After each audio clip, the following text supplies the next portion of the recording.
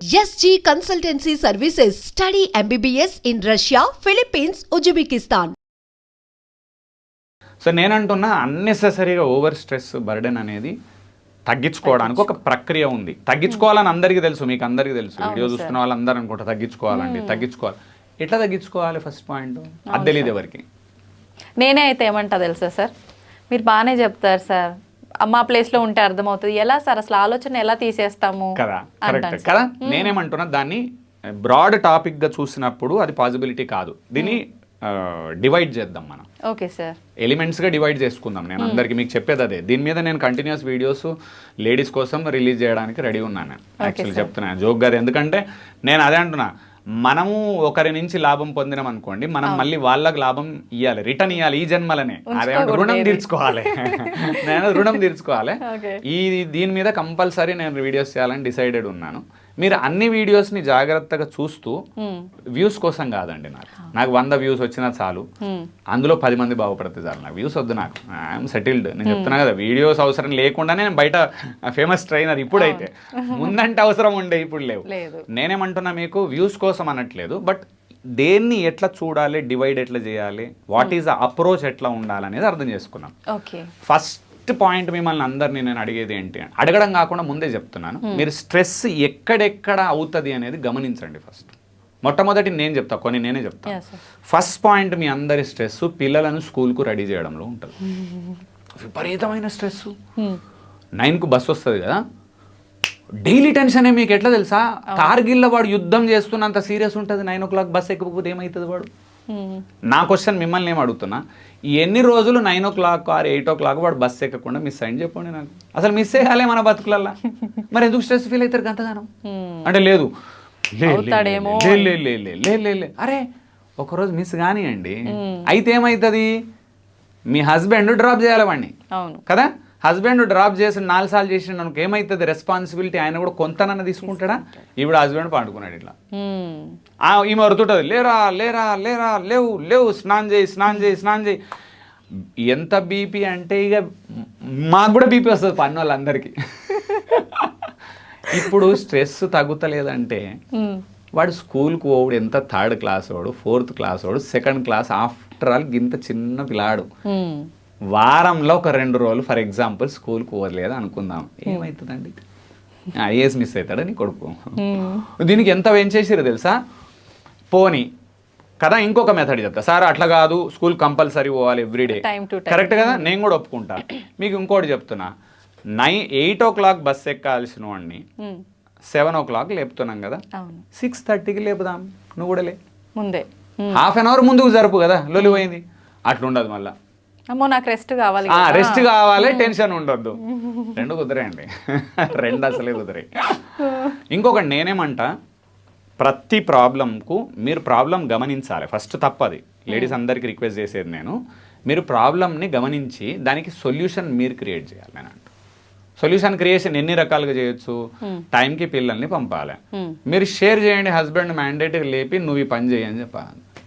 ఆ పని మీరు చేయొద్దు. ఇక చెప్పినాక ఆయన చేస్తలేడు, హైలైట్ అయింది తెలివి అంటే, ఆయన చేస్తలేకుంటే మీరు కూడా చేయకుండా చూడాలంతే. ఆ డ్యూటీ నీదండి అంతే. సార్ గొడవలు అయిపోతాయి కదా, ఏం కావు, ఏమీ కావు. ఆయన అరిచినప్పుడు నువ్వు అరవద్దు, నువ్వు అరిచినప్పుడు ఆయన అరవడు, గొడవలు కావద్దు. ఇక్కడ సొల్యూషన్ క్రియేషన్ ఎప్పుడు అరవద్దు. సొల్యూషన్ క్రియేషన్లో ఒక డ్యూటీ మీదండి, ఇది నాది డ్యూటీ, ఇట్లా చెప్పాలి. ఇది తెలివి. అట్లా చెప్పారు మీరు ఎవరు, నీది చెయ్యి అంతే అని నేనే చేయాలి, నువ్వు చేయవా? అరే మంచి మాట్లాడు కదా, మంచి చెప్పి చేస్తాడు మొగడు. హస్బెండ్ అయినా వైఫ్ అయినా మంచి చెప్తే వింటారు. అందరు తప్పు మంచి చెప్పడం రాదు. ఫస్ట్ పాయింట్, నేను అరవద్దు. ఫస్ట్ పాయింట్, అరవడం బంద్ చేయండి. ఇండ్లలో స్కూల్ లేట్ అయింది అరవద్దు, బస్సు మిస్ అయింది అరవద్దు, వాడి బట్టలు ఎక్కడో ఉన్నాయి దొరుకుతలేదు అరవద్దు. వర్క్ చేయండి. మీరు అరవడం బంద్ చేసి వర్క్ చేస్తే ఏమవుతుంది తెలుసా? శాంతి నెలకొంటుంది ఇంట్లో, ప్రశాంతత వస్తుంది. టెన్షన్లు మొట్టమొదట 99% పోతాయి. ఫస్ట్ ప్రాబ్లం పిల్లల్ని స్కూల్కు రెడీ చేయడం. ఇంత పోతే వీడు ఐఏఎస్ ఆఫీసర్ అవుతాడో, ఐపీఎస్ అవుతాడో, లేకపోతే దేశాన్ని వెళ్తాడో నాకు తెలియదు. కానీ ఇంత స్ట్రెస్ అంటే ఓన్లీ జస్ట్ బస్సుకు రెడీ చేయడం ఇంత పోతుంది. ఇది ఫస్ట్ పాయింట్ అందరికి చెప్తాను. సో పిల్లల్ని స్కూల్కు పంపే ప్రక్రియలో మీ టెన్షన్ గ్యారంటీ అవుతుంది. నేనేం అడుగుతున్నా, అర్ధగంట ముందు లేస్తారా? Is a solution. 2, ఏమన్నా వర్క్స్ డివైడ్ చేస్తారా మీ హస్బెండ్కు? Second solution. థర్డ్ సొల్యూషన్, రాత్రి ఏమన్నా పనులు చేసి పడుకోగలుగుతారు. పొద్దున బట్టలు ఎత్తుకోకూడదు అని అన్ని ఒక కుర్చీలో పెట్టాలి టోటల్ ముందు రోజు. ఇది ఒకటి. రెండు, ఒక 4 సార్లు ఒక నెల 2 నెలలు పెట్టిన తర్వాత స్టూడెంట్కే చెప్పండి, నీ బట్టలు ఈ కుర్చీలో పెట్టుకోనన్న, అక్కడ ఉంటే అక్కడ సెట్ చేసి పెట్టుకో. షూస్ యాక్చువల్ ఏమైతే లాస్ట్ మూమెంట్లో షూస్కి పరిగెడతాడు, సాక్స్కి పరిగెడతాడు, టై దొరకదు, పడింది బెల్ట్ దొరకదు, ఇంతే కదా. బెల్ట్ దొరకకపోతే టెన్షన్ మీకు, బెల్ట్ పెట్టుకోకపోతే ఏమైంది? రోజు స్కూల్లో ఊరుకోరు కదా, ఏమంటారు? ఫైన్ అంటారు, పనిష్మెంట్ అంటారు. ఓ రోజు ఫైన్ కట్టండి, అప్పుడు స్టాండింగ్ లో ఉంచుతారు. ఉండనివ్వండి, పర్వాలేదు, అది వాడిది కూడా తప్పే కదా. అంటే మీరు ఒక్కరే ఎందుకు తీసుకుంటారు అన్నింటినీ? మీ హస్బెండ్ కూడా ఉన్నాడు, మీ హస్బెండ్ పట్టించుకోరు మీరు. మీ పిల్లలు ఉన్నారు, యాక్చువల్గా 3 ఉన్నారు ఇందులో, మీరు అర్థం చేసుకుంటే. హస్బెండ్ ఉన్నాడు, వైఫ్ ఉంది, కిడ్ ఉన్నాడు కదా, మొత్తం భారం మీరే వేసుకుంటారు. ప్లస్ టీచర్లు కూడా ఉన్నారు కదా అందులో, టీచర్లు కూడా నేర్పన్నా, డిసిప్లిన్ టీచర్లు నేర్పాలి, 4 నేర్పాలి. మొత్తం అవసరం లేదు, ప్రపంచాన్ని అంతా నేనే ఏలేద్దామని మీరు కూర్చుంటారు. ఇంకా ఈ మధ్యలో మీ టెన్షను, అత్త జోకులే ఎక్కడి నుంచో టెన్షన్ జోకులు వేస్తుంటుంది. ఈ టైంకు లేస్తారా అంటే అనగానే మంట స్టార్ట్ అవుతుంది మీకు. ఆమె ఈ టైంకి లేస్తారా అంటే తప్పు కాదు, ఆమె కరెక్ట్ అన్నది యాక్చువల్గా. 7ంటికి లేచి ఎందుకు పరిగెడుతున్నావు రోజు? ప్లస్ 7ంటికి లేకపోతే 6:30 గంట లేటుగా లేచినప్పుడు ఏమవుతుంది? టెన్షన్ అవుతుంది. టెన్షన్లో ఏమవుతుంది? అరుస్తాం. ఎవరి మీద అరుస్తున్నావు? నీ పిల్లగాడి మీదే అరుస్తున్నావు కాబట్టి వద్దు అని అత్త చెప్తుంది కొన్నిసార్లు. సమ్ టైమ్స్ ఆమె చెప్పే విధానం రాంగ్. ఆమె కూడా కరెక్ట్ చెప్పడం రావాలి. ఆమె కూడా నీలాంటి ఆడ మనిషే కదా, ఆమెకు కూడా రాదు పాపం. ఆమెకు వచ్చి ఉంటే ఆమె భారతరత్న ఇచ్చేటోళ్ళు, ఆమెకు రాకనే అట్లుంది ఆమె కదా. సో ఆమె చెప్పిన దాంట్లో కరెక్ట్ పాయింట్ తీసుకోండి, which is really correct. ½ an hour ముందన్న లేవండి, లేదు కాదు అరవకండి. పని ఎట్లా దాన్ని అరవనప్పుడు మీకు ఒక్క పాయింట్ అయితే అందరికి చెప్తున్నానండి, ఎప్పుడైతే అరుచుడు బంద్ చేస్తామో పని ఎక్కువ అవుతుంది. ఆ అరవడంలో టెన్షన్లో కళ్ళ ముందున్న వస్తువు కూడా దొరకదు, అక్కడే ఉంటుంది వస్తువు, దొరకదు. ఫస్ట్ ఇది పెద్ద మిస్టేక్, నేను అందరి దగ్గర చూస్తున్నాను యాక్చువల్గా. స్ట్రెస్ అండి, నాకు స్ట్రెస్ అండి, ఏం లేదు. పిల్లలను జాబ్కు పంపడంలో ఒకటి, స్కూల్కి పంపడము, మీరు జాబ్కి రెడీ అయ్యి వెళ్ళడం, ఇక్కడ పెద్ద స్ట్రెస్. రెండో స్ట్రెస్ మీకు వచ్చేది అత్త వల్ల, ఆడపడుచు వల్ల. మీకు ఉండేది ఇద్దరే ఉంటారు, ఎవరో ఒకరు, ఎప్పుడో ఒకసారి. అవతల వాళ్ళ మెంటాలిటీ అర్థం చేసుకోండి. వాళ్ళు మీకు శత్రువులా, లేకపోతే కావాలనే పొడుస్తూ అంటున్నారా, లేదు మీ బాగు కోసం చెప్తున్నారు. 2 రకాలు ఉంటుంది అత్తల్లో. కొందరు పొడిచే అత్తలు ఉంటారు, ఉండరు అని నేను అనట్లేదు. కొందరేమో మీ బాగు కోసం చెప్పే ఇంటెలిజెంట్ అత్తలు కూడా ఉంటారు. కోడళ్ళందరూ చేసే తప్పేంది తెలుసా?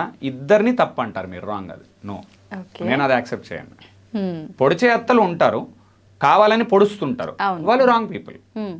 అయినా నేనేమంటా, ఆమె పొడిచింది, నువ్వు పొడవకు, ప్రశాంతంగా కూర్చో. ఆమె అన్నది చేయనే రాదు పని నీకు, ఇట్లా చూడు, ఇట్లా చూసి ఇట్లా నవ్వాలి, నేర్చుకుంటా అత్త అని. 4 సార్లు ఇట్లా అంటే అత్త ఎన్నడూ మాట ఎక్కువ పొడవదు. ఇక ఆమెకు తెలుసు, ఆమెకు ఇక వర్కౌట్ కాదు, ఈమె వినదు అని. అరవద్దు, అవసరం ఉంటే వినద్దు, కానీ అరవద్దు. ఫస్ట్ రిప్లై ఇవ్వడం అంటే ఇమ్మీడియట్ ఇట్లా ఉంటుంది చూడు, రెస్పాండ్ అవ్వడం, రియాక్షన్ బంద్ చేయాలి. రెస్పాండ్ అవ్వాలి, రియాక్షన్ బంద్ చేయాలి. ఈ రియాక్షన్ బంద్ చేస్తే పక్కా సూపర్ అయిపోతుంది లైఫ్. సో మీ అందరికి రిక్వెస్ట్, మూడు మెయిన్ స్ట్రెస్లు ఉంటాయి మీకు. ఒకటి, పిల్లల్ని స్కూల్కి పంపడం, ఇది ఫస్ట్ స్ట్రెస్. సొల్యూషన్ క్రియేట్ చేయండి మీరు, నన్ను అడగద్దు. నేనంటే అది మీకు ప్రాబ్లం, ఏం ప్రాబ్లం, దానివల్ల మీకు వచ్చేది ఏంది? హెల్త్ చెడిపోతుంది, బీపీలు వస్తాయి, షుగర్లు వస్తాయి, మీ హెల్త్ మొత్తం చెడిపోతుంది. మీ పిల్లలను బాగు చేసి వాళ్ళు జాబ్లోకి వచ్చే వరకు మీ లైఫ్ చెడిపోతుంది. అందుకేమంటున్నా, ఓవర్ స్ట్రెస్ ఇప్పుడు మంచిది కాదు నా దృష్టిలో. అయితే ఇంతకుముందు ఓకే, ఓవర్ స్ట్రెస్ మంచిది కాదు. ఇప్పుడు it lead to lot of danger issues హెల్త్లో మాత్రం. సో నేను మీకు చెప్పే పాయింట్ ఏంటంటే, మీ హెల్త్ ఇంపార్టెంట్. వాడు ఒక మార్క్ తక్కువ వచ్చినా ప్రాబ్లం లేదు, వాడు తెచ్చుకునే జాబ్ తెచ్చుకుంటాడు. వాడు ఒక 2 సార్లు స్కూల్కి పోకున్నా ప్రాబ్లం లేదు, ఐఏఎస్ అవ్వాలనుకున్నాడు అవుతాడు. రోజు స్కూల్కి పోయినవాడు కూడా ప్యూన్ అవుతాడు వాడు. దీన్ని అంటే స్కూల్ చెడ్డదని అనలేదు, స్కూల్ సిస్టమ్ సూపర్, డైలీ పోవాలి. ఒకరోజు పోలేదు, నేనేమంటాను దట్స్ ఓకే. ఆ హస్బెండ్ అడిగాడు, ఏమి ఇవాళ స్కూల్కి పోలేదు, లేట్ లేచినామండి. ఏం గంత లేట్ లేచినావు, నువ్వు కొంచెం హెల్ప్ చేయండి, మీరు కూడా బాగుంటుంది. ఖచ్చితంగా హస్బెండ్ ఓనర్షిప్ తీసుకోవాల్సి వస్తుంది ఆ రోజు. పిల్లాడికి కొన్ని నేర్పాలి, ముందు రోజులు కొన్ని చేయాలి. నేను ప్రతి దగ్గర మీకు చెప్పేది, ప్రాబ్లం ఎక్కడొస్తుంది అనేది గమనించి, ఈ గమనించుడు అనేది మీకు అలవాట్లేదు ఎవరికి. నా లైఫ్ చాలా ఆనందంగా మంచిగా ఎందుకైంది ఇప్పుడు తెలుసా, ఇంత హ్యాపీగా ఎందుకు ఉండగలుగుతా, నేను ఇప్పుడు ఎక్కడెక్కడ నాకు ప్రాబ్లమ్స్ వస్తున్నాయని నేను ఫస్ట్ గమనిస్తా అండ్ సొల్యూషన్ క్రియేట్ చేసుకుంటాను. నేను చెప్తున్నాను, నేను ఇంత ఓపెన్గా చెప్పగలుగుతా. నేను వైఫ్తో చాలా తక్కువ కొట్లాడతాను నేను ఇంట్లో, చాలా తక్కువ. ఎందుకంటే ఏం లేదు, ఎక్కడ ఎగ్జాక్ట్లీ కొట్లాట వస్తుందని అర్థమైనప్పుడు డిస్కషన్ తగ్గించేస్తాం, అంతే, అయిపోయింది. సో ప్రాబ్లం రానే రాదు. ఇప్పుడు మీరేమో ఫైట్ అయిన తర్వాత ఆలోచిస్తున్నారు కదా, రాంగ్. అది అన్ని ప్లేస్లలో వస్తాయి. సెకండ్ ఇష్యూ, అత్త మామ లేకపోతే ఆడపడుచు ఎవరు పెద్దవాళ్ళు ఉన్నా, ఇంకోటి పెద్దవాళ్ళు ఎవరన్నా చెడు చెప్పట్లేదు మనకు, they are trying to help us. Maybe చెప్పే విధానం రాంగ్ ఉండొచ్చు, ఇంకొకటి మా అమ్మమ్మ వాళ్ళ టైం చూశానండి నేను, వాళ్ళు వెల్ ఎస్టాబ్లిష్డ్గా ఖతర్నాక్గా పనిచేసి ఒక్క మాట మాట్లాడకుండా చాలా హైలీ క్యాపబుల్ పీపుల్ ఉండేది. నేను చాలా మందిని చూశాను. మా అమ్మ వాళ్ళ జనరేషన్కి వచ్చిన తర్వాత చూస్తే అమ్మమ్మ వాళ్ళ ఉన్నంత క్యాపబిలిటీ, ఆ ఓపిక అవి ఇక్కడ తగ్గిపోయినాయి. మా అమ్మమ్మ ఇవాళకి ఒక్క మాట మాట్లాడదు తెలుసు, ఎంత పని